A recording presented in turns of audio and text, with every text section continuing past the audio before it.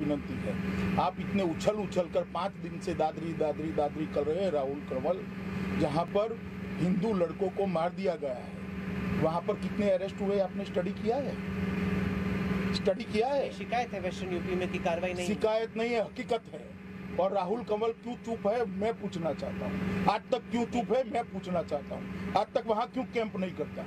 हमने आप लोग भी समाजवादी पार्टी के साथ मिले हुए भैया? किसी से नहीं मिले, वो तो हमसे बड़े परेशान रहे। आप नहीं, आप आपकी लाइब्रेरी से दादरी के इश्यू का और इसका दोनों का कवरेज निकाल लिया, आपको मालूम पड़ जाएगा। और मेरा आपको चैलेंज है, आपने सभी दर्शकों को वो कवरेज का टाइम दुनिया के सामने रखना चाहिए। अगर जर्नलिस्ट भी ऐसे हो जाएंगे तो मुझे लगता है हमने पहले आपको बताएं कि ये सवाल उठाए कि क्यों एक ही संप्रदाय के लोगों के खिलाफ कार्रवाई हो रही है, लेकिन सर आप ये बहुत बड़ा मामला है राहुल जी, बेशक, और इसको आपने अच्छे से रखना चाहिए। दादरी का सवाल पूछने के पहले आपका स्टडी रखना चाहिए कि क्यों दादरी जैसी घटनाएं हो रही है। पर उस दादरी जैसे माहौल में क्या बीजेपी के कुछ नेताओं ने आग में घी डालने का काम नहीं किया? सबसे पहले दादरी में कौन गया? राहुल गांधी गए। उसके बाद में कौन गया? ओवैसी गए। उसके बाद में कौन गया? केजरीवाल गए।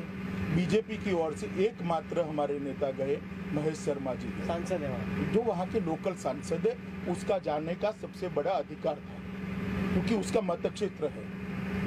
नहीं, कौन गया? संगीत सोम भी गए। बदले की भावना की बात। भैया एक बात मुझे बताओ, आप अरविंद केजरीवाल को पूछा क्या, क्यों गए? आपने ओवैसी को पूछा? आपने राहुल गांधी को पूछा? क्यों नहीं पूछा? हमने तो पूछा। नहीं पूछा भाई, मैं देखता हूँ टीवी, जानकार हूँ। नहीं पूछ रहे हैं ना आप मुद्दा बना रहे, कम्युनल मुद्दा। हम नहीं बना रहे हैं। नहीं, पर हमने एक भी स्टेटमेंट नहीं दिया था। 8वें दिन पर संगीत सोम वहां पर गए अच्छे होते।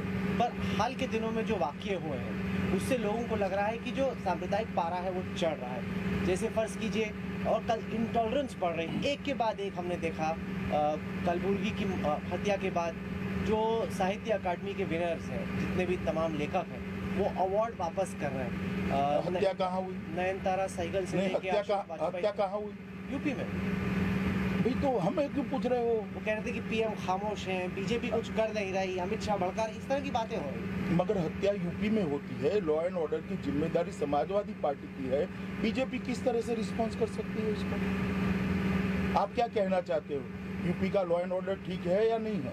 गड़बड़ तो है ही। तो क्या करना चाहिए हमें? क्या आप सोच रहे हैं? नहीं, हम तो कुछ नहीं सोच रहे भैया। लगाने के बाद हम कह रहे आप इतना तो बोलो कि यूपी का लॉ एंड ऑर्डर गड़बड़ है। वहाँ क्या साफ सूंघ जाता है आपको?